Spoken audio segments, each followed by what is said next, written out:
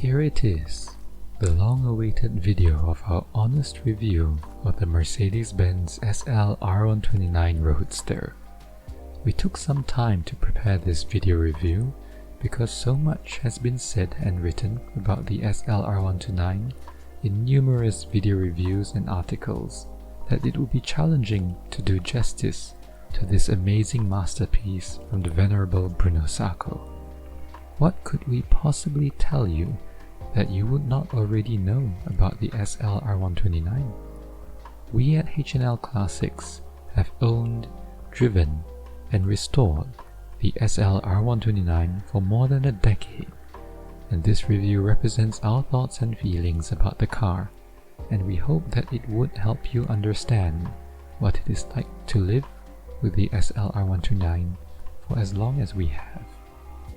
Before we get into the review, we would like to take this opportunity to thank you, our viewers and subscribers, for continuing to support our humble channel and motivating us to keep producing great content just for you.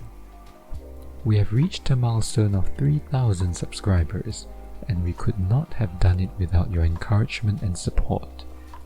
Many of you have called us YouTube's calmest car channel, and we do apologize if you are unable to hear just how excited we are that our channel following is growing steadily.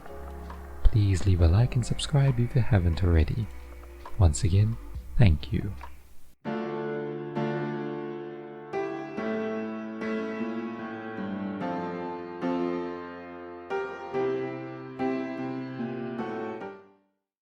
Now, onwards to our review of the Mercedes-Benz SL R129. In summary, most days we love it, some days we hate it. Let us break it down for you as we talk about the SL R129 from 3 perspectives. Number 1. Why do we believe the R129s are such iconic cars? Number 2. What is the ownership experience like? And number 3. How does it feel to drive this roadster? At the time of publication of this video in 2021, the SL R129 is on the rise as a desirable youngtimer classic Mercedes-Benz. The previous generation Mercedes-Benz SL R107 and C107 models have been a desirable classic for some time, and if history is our teacher, we believe the R129s will appreciate in value in the coming years. The value appreciation would also be buoyed by the fact that there were fewer R129s produced than the R107. The design of the R129 is generally regarded as one of Bruno Sacco's best designs of his illustrious career. It took the SL series into the modern age with its aerodynamic design, deletion of chrome elements, and chiseled and wedge-shaped silhouette. The proportions of this car are simply perfect and looks amazing from any angle. The design is distinctive and recognizable, unlike subsequent SL models that came after. And yes, we're looking at you, R230 and R231. If you go to any Cars and Coffee event or any Mercedes-Benz meet, in an R129 you are bound to receive attention from those around you.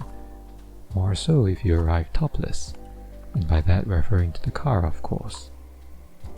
If you grew up in the 90s, the R129 would have been one of the most expensive cars that money could buy, with very few worthy competitors in its segment, and some would say it had no competition whatsoever.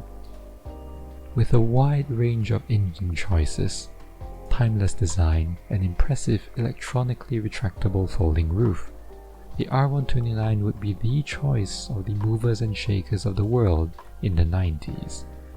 It was used widely in movies and TV series of the time, enough that the R129 has been firmly etched in society's collective memory as a symbol of status and substance. You would have had to be somebody to be able to own the R129 in the 90s. We'll say this up front. The R129 is not a classic car for the beginner. Without knowledge of what to look for and how the car works, it can be frustrating to own and maintain. Mercedes-Benz cars of this era are engineered and manufactured with precision, which does not necessarily make it friendly to the average DIY enthusiast.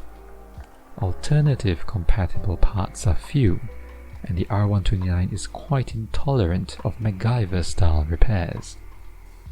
Earlier model years are relatively more mechanical compared to later model years that introduced more electronics in the engine management and safety systems. Early 4-speed transmissions were more reliable than the 5-speed transmissions, although the 5-speed transmissions gave better mileage overall. Generally speaking, there isn't a specific model to avoid. Depending on what you're after, there are pros and cons for any given model year, engine type, and transmission type. In 10 years, our 1991 Mercedes-Benz 300 SL24 broke down on us twice. The first time was due to a burst coolant hose, and the second time the ignition control module malfunctioned. The coolant hose gave way due to age, and issues such as these can be easily avoided with preventative maintenance. Rubber parts go hard and brittle after 2 decades, and it is always advisable to change as many of the hoses that you can get to. As for the second issue with the malfunctioning ignition control module, this type of issue falls under the category of ticking time bombs, where it works until it doesn't, without warning. Thankfully, in the R129 there aren't many of these. In the earlier models it would be the ignition control module, in later models it could be the ASR malfunctioning. While we encountered numerous issues that needed to be addressed, all of them boiled down to wear and tear as well as old age, rather than poor design or inherent unreliability.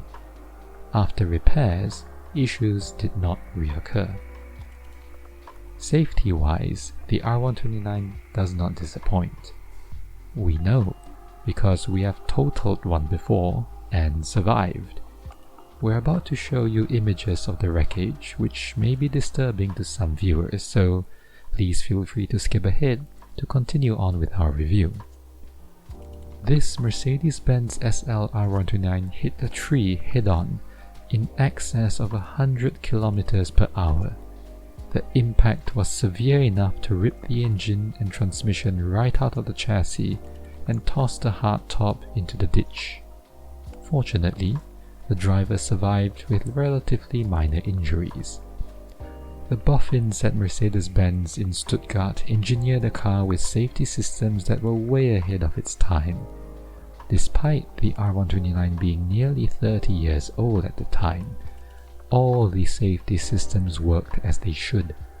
The airbags deployed, the seatbelt pretensioner triggered, and the integrated seats held together. The roll bar popped up instantaneously, and coupled with the high-strength steel used in the A-pillars, they kept the car from crumpling when the car landed on the motorway upside down. If you're looking to own the R129 and this is your first foray into classic cars, buy the best condition R129 on the market that you can find. Do check out our buying guide for the SL R129 in the link on the top right corner of the screen, and we have left a link in the description below as well. You may have heard some people say that they believe the R129 drives like the W124 because they share the same chassis. Firstly, the R129 and W124 do not share a chassis. The R129 was derived from a shortened floor pan of the W124.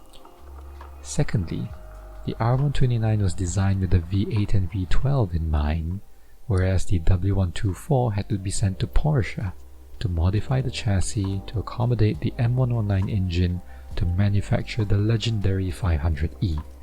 Lastly, the R129 is wider, lower, and heavier than the W124. Ironically, the SL moniker stands for super light. How the mighty have gained weight over the years. The R129, while technically a roadster, drives more like a Grand Tourer, a highway cruiser that effortlessly soaks up the miles, with the driver in no particular hurry to get to his or her destination, yet having the power on tap to speed things along when required. This is not a car that you can fling around tight corners. The recirculating ball steering system numbs the feel from the road, and the sheer weight of the car would constantly remind you of the amount of momentum you possess while behind the wheel of an SL R129. This car has 3 different characters depending on your chosen configuration. Drive with a hardtop on, and it performs like a fixed coupe, quiet and solidly reassuring.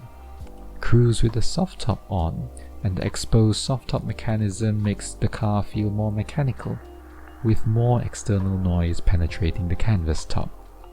With the top fully retracted, it is right at home along glitzy boulevards and coastal scenic routes.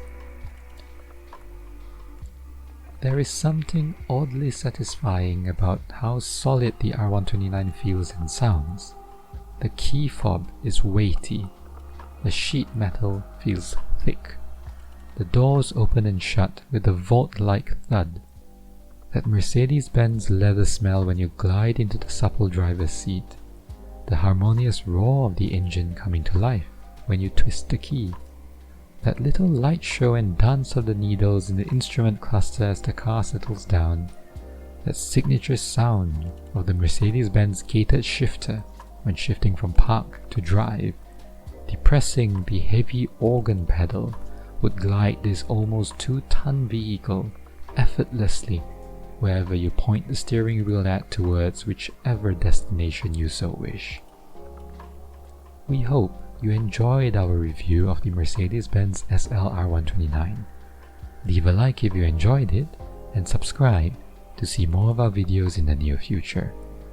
Take care, and we'll see you in our next video.